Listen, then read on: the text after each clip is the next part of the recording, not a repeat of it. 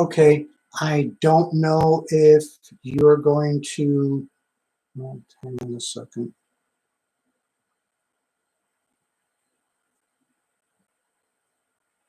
Okay.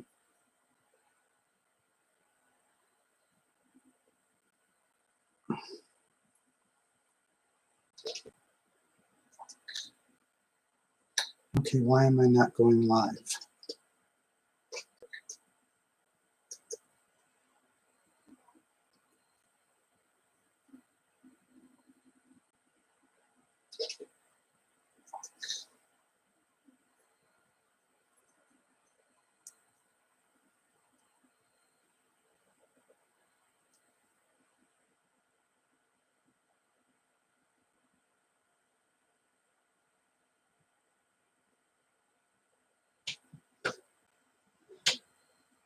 This is fucking annoying.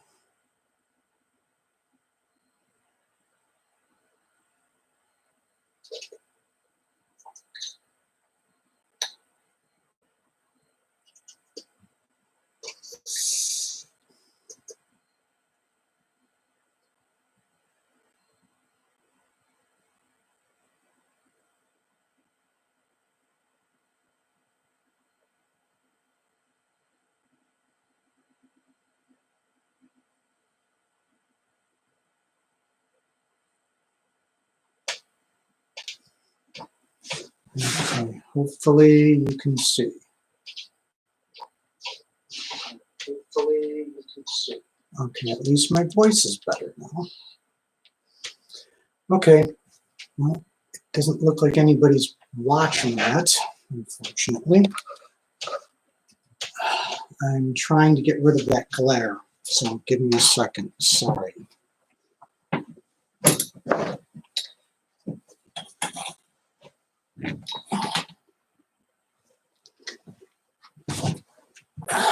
There, that's the best I can do. Sorry. Let's see, I'm using my tablet to try to keep track of the chat because I don't know if it's going to show up. Oh yeah, I guess it will show up there. Okay. Anyway, well, there isn't anybody here, or if there is, nobody's talking. So if you have any questions about anything, feel free to ask. I'm going to talk about a couple things in the meantime until somebody asks a question. With English, okay, first off, I use American English. There are differences between British English and American English. Some of those differences are pronunciation,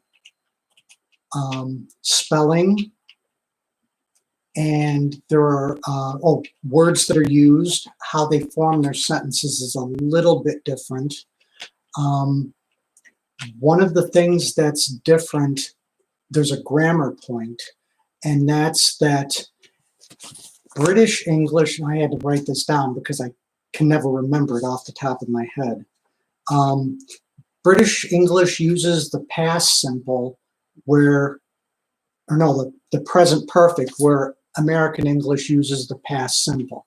Americans would say, I ate already, and the British would say, I have eaten already. So it's a small difference, but it exists. Like I said, another difference is pronunciation. For example, for the word, let's write this out. For the word advertisement, the British would say advertisement. Americans would say advertisement. They might sound like separate words, especially if you're not used to it, but they're the same words, have the same meaning. Other differences, sorry, I know I have to figure this one out too. Another difference is sometimes the words don't have quite the same meaning from one language. There's a word in British English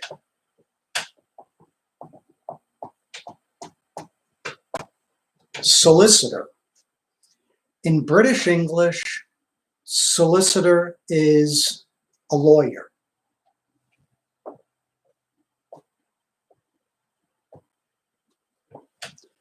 In American English, a solicitor is a lawyer, or it can be a type of salesman, usually one that goes from door to door. Or it can be a prostitute. So you have to be a little bit careful about the words you use when you're talking to somebody in British English or American English. This is just an example how the words can have different meanings. Another example is for truck, the British use the word lorry. Americans call them trucks. Another example, and this is actually a grammar point. In British English, they would say the band are playing. But in American English uses groups like that band as a singular. So in most cases. So in American English, it would be the band is playing. Sometimes you're going to see group words like this used with a plural, and actually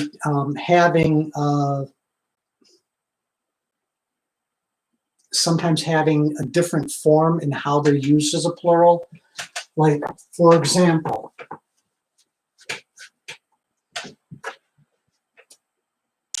waters. Water is not always uncountable. Or I should say it doesn't, it sometimes does have a plural. It sometimes does have a plural. When you're talking about different bodies of water, a body of water is like a lake, a pond, a river, things like that. And you could say there are many waters in the US. And what that's saying is that there are many bodies of water in the US. Still only 3 people watching, well, 2 because I'm one of them.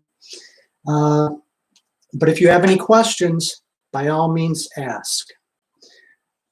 Because otherwise I'm just going to keep talking about random things with English. It's not going to follow any pattern because I'm waiting for questions to be asked. So anyway, certain words in English, like water, which they always tell you is uncountable and doesn't have a plural form, that's not exactly correct. It can have a plural form in certain cases.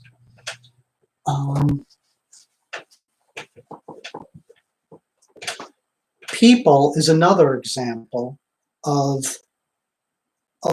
normally an uncountable noun actually having a plural form. There are many peoples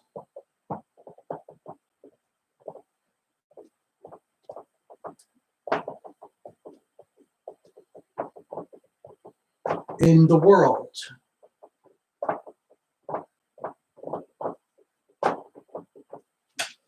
And in this case, you're talking about groups of people. So there's different groups of people in the world. There's many groups of people. So you can use peoples as a plural, even though it's non-countable plural. And there was something else I was going to bring up on that.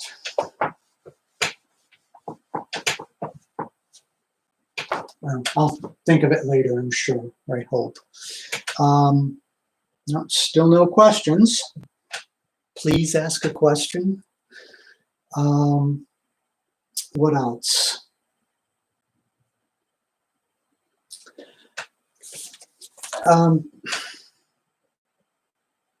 Yeah, we were talking about collective nouns before, and that's people, band, those are collective nouns.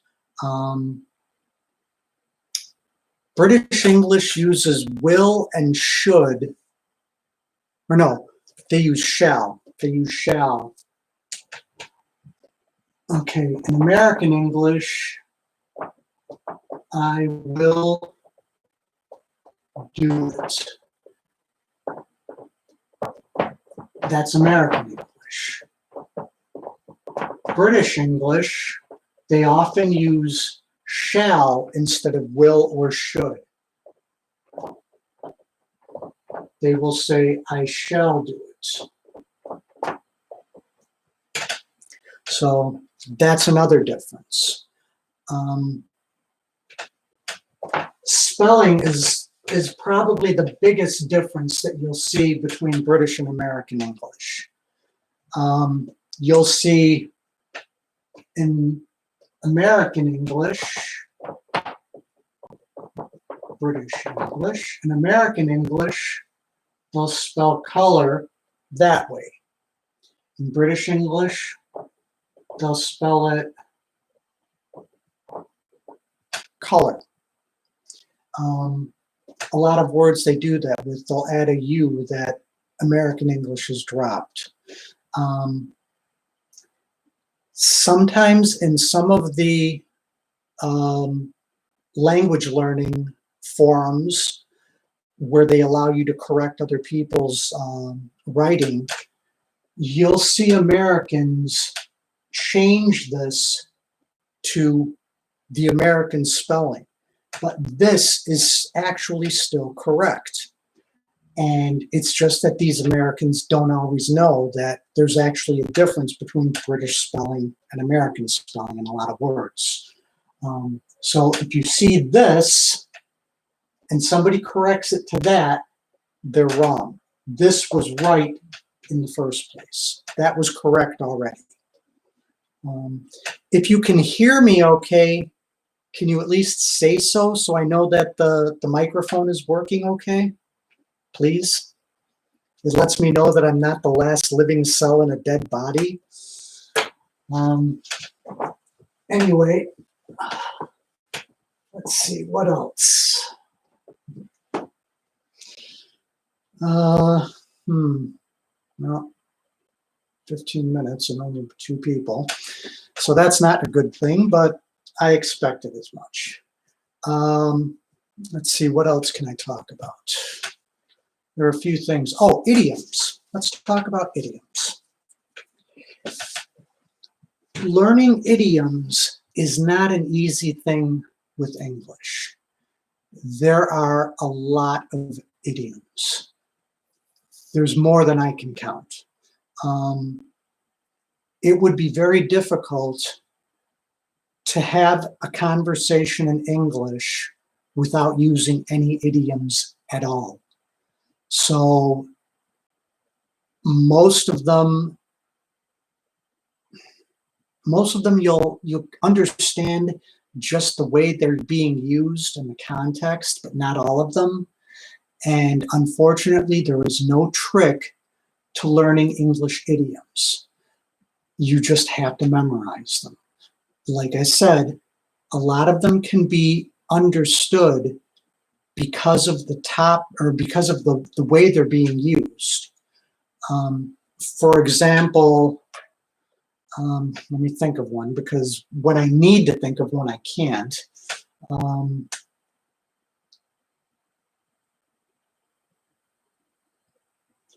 Okay.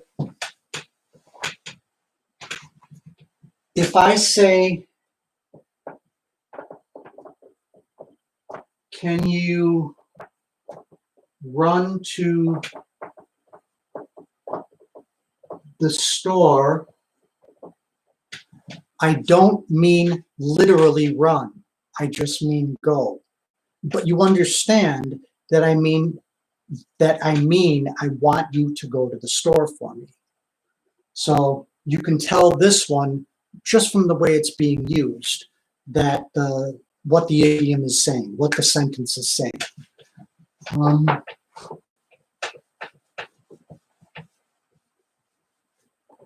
Some idioms, you can't really tell whether they're being used or exactly how they're being used.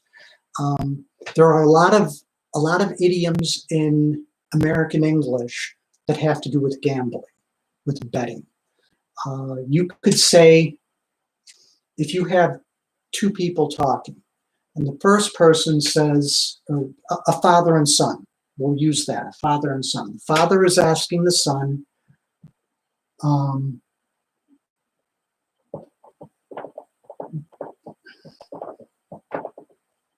did you do your homework? And if the son says no, or if the son says yes, but the father doesn't believe him, the father might say, I'll bet you did. Depending upon how he says it, will determine what he means. If he says, I'll bet you did, very sarcastically, it means he doesn't believe the child, and he thinks that the child did not do the homework. It isn't always a negative sense. If you say, for example, if you're telling a friend, you know, I won a lot of money and now I don't have to work anymore. And your friend will say, I'll bet. He's saying, I don't doubt that. I think that's true. I agree with you. You won't have to work. So it depends on how that's being used. And sometimes it's not always very obvious how it's being used. These are all just little things that you have to learn with regards to English. You have to learn these in order to be able to use the language naturally. Another thing I want to talk about, and I know the topics are going all over the place. I know that. I'm sorry. This is my first time. I'm getting used to this. Anyway, so people ask, how can I become fluent in something? How can I become fluent in English? How can I learn to understand everything in English? And the short answer is you will not learn everything about English. I don't know everything about English. There are still words that I occasionally come across that I didn't know or that I didn't know it had a certain meaning. And this is just because the amount of words that are in English. Another problem is the same word can mean different things to different people. For example, the word solution.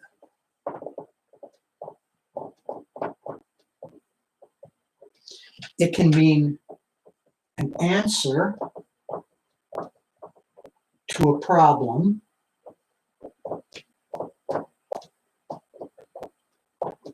but to somebody in chemistry, it's a liquid. So it depends on who's asking or who's using the word, what the word means. And that is why I say you will not be able to learn every single way that a word is used in English. You won't be able to, because, for example, different professions, doctors, lawyers, and things like that, they have their own vocabulary. And sometimes the vocabulary uses words throughout the rest of the language, but the words will mean different things. And sometimes they just have their own words for things that are not used outside of that profession. And if I'm talking to a lawyer and he starts using legal terms, I may or may not understand them. But I'm still a native speaker and I am still considered fluent, but I don't understand him. So that's why I say fluency is something that's it really depends on who is using the word, what it means.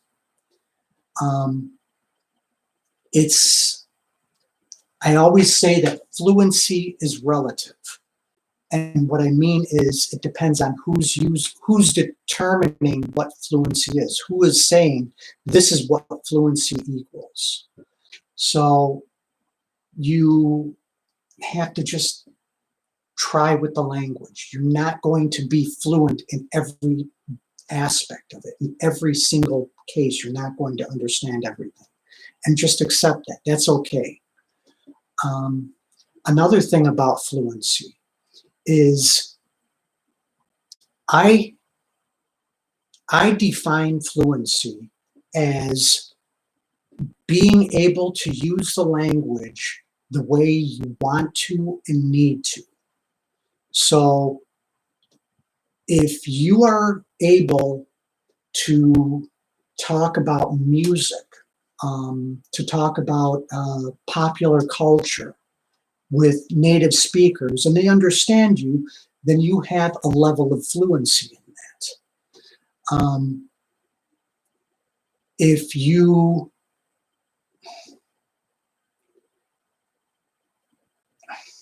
I'm trying to figure out how I can say this. If you don't understand something outside of that area that you use the language for, that doesn't always mean that you're not fluent. For example, for me, there are a lot of things about popular culture that I just don't know and I just don't understand, but I'm fluent in the language. So be careful how you define fluency, what you call fluent, and be careful of when you're being given corrections by other people, by native speakers. Be careful that just because a person is a native speaker doesn't mean that they know the rules for their own language. And this is really common, I think, in most languages. Because you use the language all the time, you don't think about the rules. You don't think, okay, I need to use this tense because I'm in this situation, so I have to say this. You just speak because you automatically know and understand the words you need to use and the sentences you need to use. So be careful when you get a native speaker correcting you, because they don't always speak correctly. You will hear people say, well, let me erase this. You will hear people use an idiomatic word,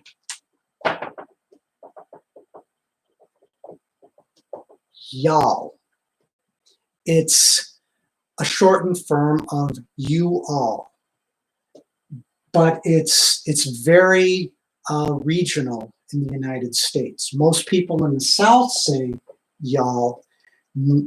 It's becoming more common in the North, but it's still something that's more common in the South.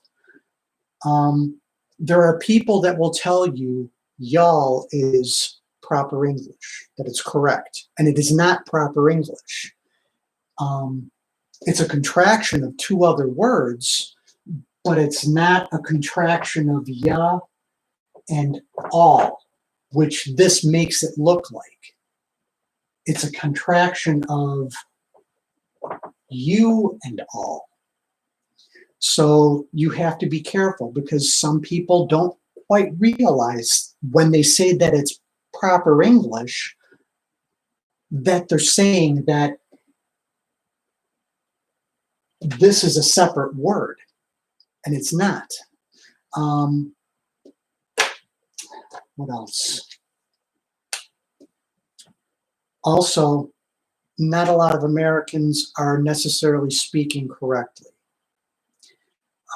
You will hear, and I occasionally do it myself because it's really common, it's very colloquial. You will hear a plural word used with a singular verb form.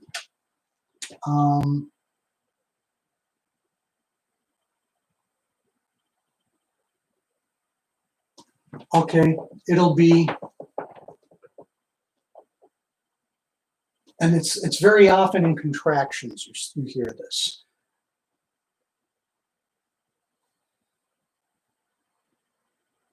There's a lot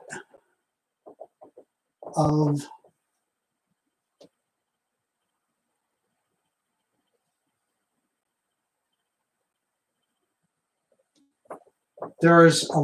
singers. You'll hear this every, a sentence like this. There's a lot of singers. And what this is actually saying is there is a lot of singers. But that's wrong. There are a lot of singers. And this is what I mean when you'll hear a plural verb, singers, being used, or a plural noun, my mistake, plural noun, being used with a singular verb form. It's wrong, but it's colloquial. It's common. So this can be a problem. What else? Well, still no people asking any questions.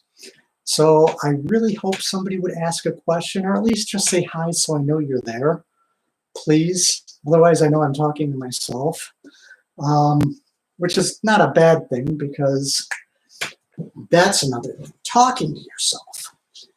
A way to improve your English is to talk to yourself out loud when you're doing things. If you're going out for a walk, you're driving somewhere, you're on the bus, describe what you see, describe what you hear, what you smell, what you're thinking. And if you're a little self-conscious, if you feel a little, I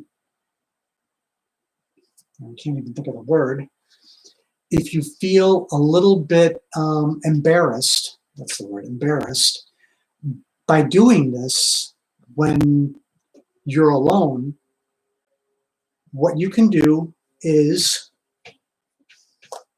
use your phone. Pretend like you're talking to somebody. And no one will know that you're not really talking to anybody, that you're just talking to yourself. And it isn't enough to think in your head, okay, I'm seeing the sky is blue, I see clouds, there's a green car, that man is wearing a red jacket. It isn't enough to think these things in your head. You have to say them, because part of speaking another language, your mouth has to get used to making sounds that it normally does not make. And another problem with that is you have to get accustomed to, you have to get used to hearing yourself make these sounds. And that can be a little bit confusing for a person. When you're speaking, you have to do a few things at the same time. You have to think of what you're going to say. You have to think of how you're going to say it, what words you're going to use, how you're going to make the sentence. You have to think how they're pronounced. And you also have to think, if you're talking to another person, okay, when they're talking, I have to listen and figure out these same things, but I still have to listen to them while they're talking. And all of these things can be very confusing if you're not used to it. And it can be more confusing if you're not used to hearing yourself make these sounds in another language. So you have to practice this. And practicing it, if you don't have a native speaker to practice with, or you don't have another person to practice with, you can do it, like I said, talking to yourself and practicing by yourself. And that brings up another point with talking to people. There's a big mistake in thinking that you only can learn to speak English from a native speaker. This is wrong for a few reasons, but the biggest reason is unless you are going to be living in an English-speaking country or going to one very often, most of the people that you speak with will not be native speakers of English. Most of the people you speak English with will not be native speakers. And the reason I say that you can still learn from them is because, first off, some of them actually speak really good English. Some of them speak it as well as a native speaker. Another reason, though, is people who have a different language as their native language, as their mother tongue, do not speak English all the same way. For example, Italians. When Italians speak English, they make certain mistakes that only Italians tend to make. They tend to put vowels where they don't belong at the ends of words. They use definite articles a lot when they're not used, where they're not used in English. But for other languages, they make different mistakes. For example, when Russians speak English, when Russians speak English, they pronounce words differently, first off. They tend to have a different sentence structure when they're trying to use English words, and they do not use definite and indefinite articles. They forget to use them very often, or they just don't use them because definite and indefinite articles don't exist in Russian. So this is what I mean when I say that you have to get used to how other people speak English in these other languages or from these other languages, because they don't make the same mistakes as the people in your own language. So they're going to make different mistakes in English, and you just have to get used to hearing these things so that you can understand what they're saying. Because if you take away these mistakes and focus more on what they're saying rather than what mistakes they're making, you should be able to understand what they're saying. Or at least you can ask them questions to make what they're saying more clear. Well, it's been a half hour and there has been nobody that's been here asking a question. So I'm going to end the stream now. I think I will try and do this again another time, maybe with a little bit more of a focus on covering certain topics. I'm not sure. If you end up watching this after the stream is finished and you have questions, please ask the questions. I will look through this and I will see, and answer any questions I can.